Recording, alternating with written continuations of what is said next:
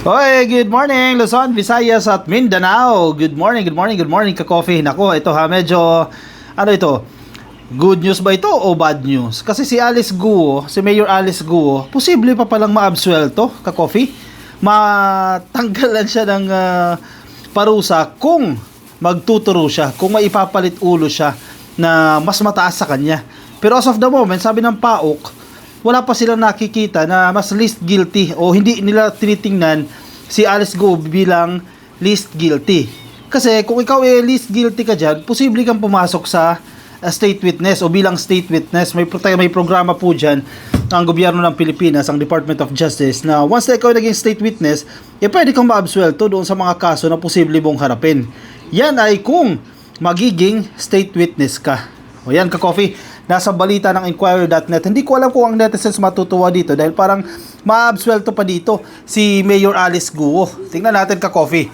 Alice Guo can become state witness in Pogo probes if, ito kung, nako, may kondisyones ka-coffee. At dapat lang kasi dapat hindi. Hindi ako sangayon na pumasok itong state witness Kasi nagiging butas nila yan Nagiging paraan nila yan Ginagamit nila itong programa na to para maabsuelto sila doon sa mga kasalanang ginawa nila. Suspended Bamban Tarlac Mayor Alice Guo could become a state witness. Yun ang nakakatakot dyan Biruin mo naging state witness pa.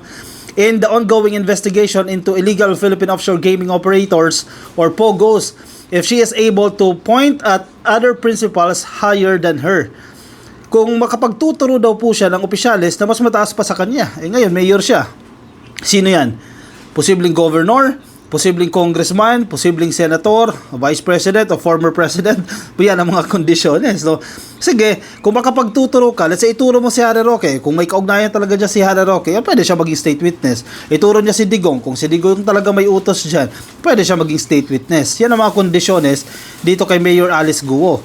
This was according to Presidential Anti-Organized Crime Commission o PAOK spokesperson Winston Casio during the Saturday News Forum dyan po sa Quezon City. Kahapon lang po yan ka-coffee, Sabado, itong statement na ito ng PAOK.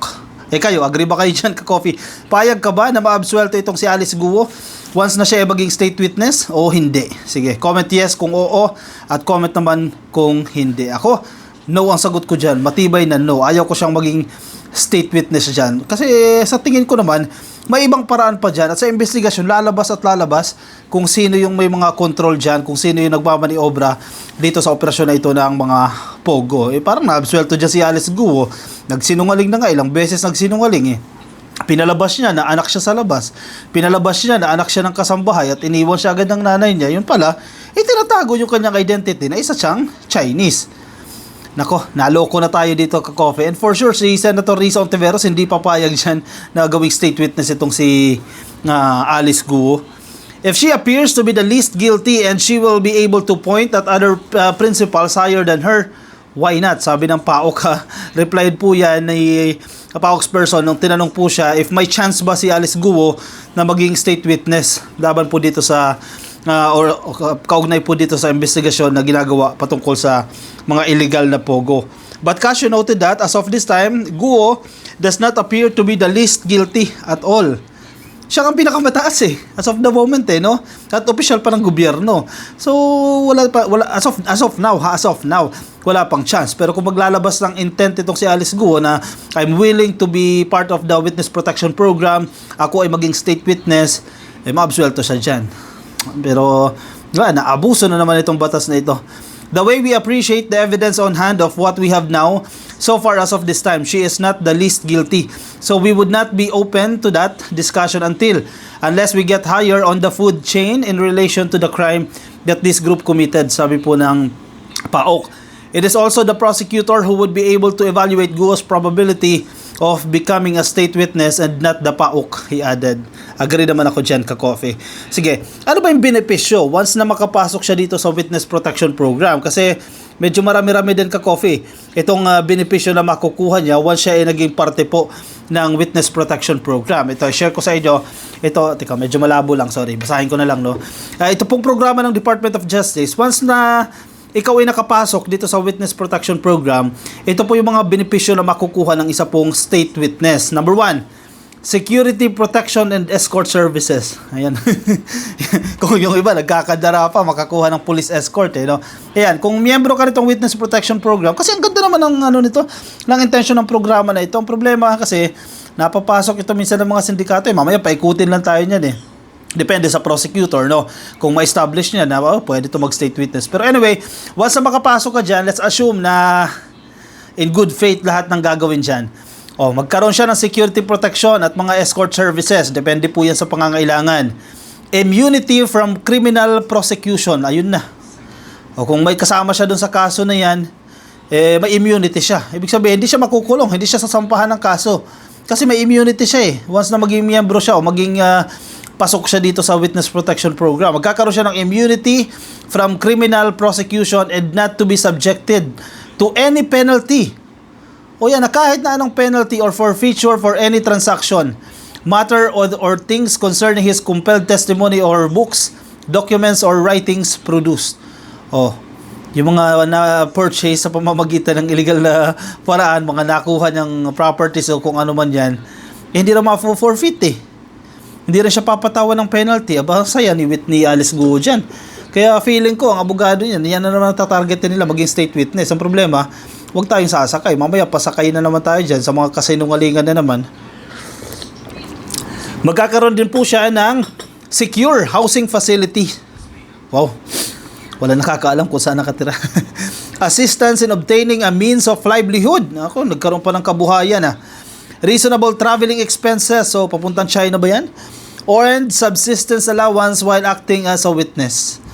Free medical treatment. Yan, di na po problemahin ni Alice Guo yung medical treatment niya.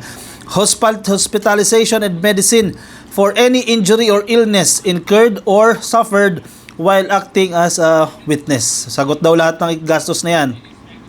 Burial benefits of not less than 10,000 pesos if the witness is killed because of his participation in the program. Free education from primary to college level for the minor or dependent children of a witness who dies or is permanently incapacitated. Pero hindi nga, homeschooled nga. Hindi na kailangan. Sa pamilya nila, homeschooled yung style nila dyan. So, hindi na kailangan.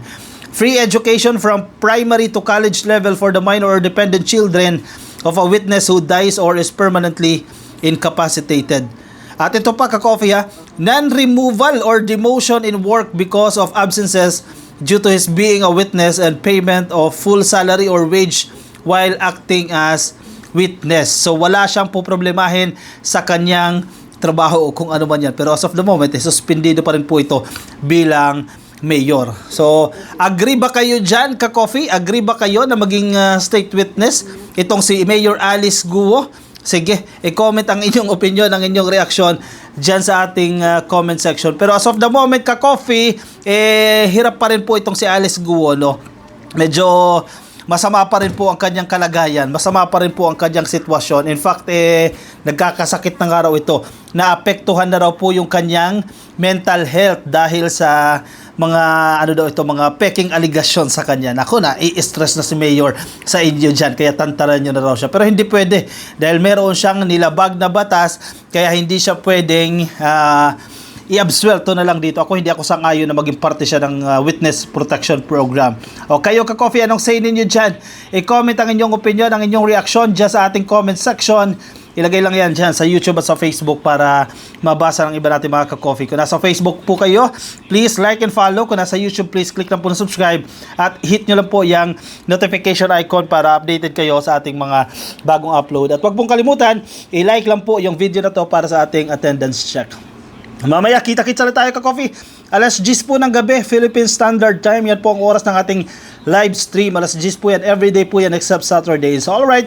Ako'y magpapaalam na sa inyo, ka-coffee. Maraming salamat po sa pagsama. Ingat kayo, Nasaan man po kayong panig ng daigdig. Bye-bye!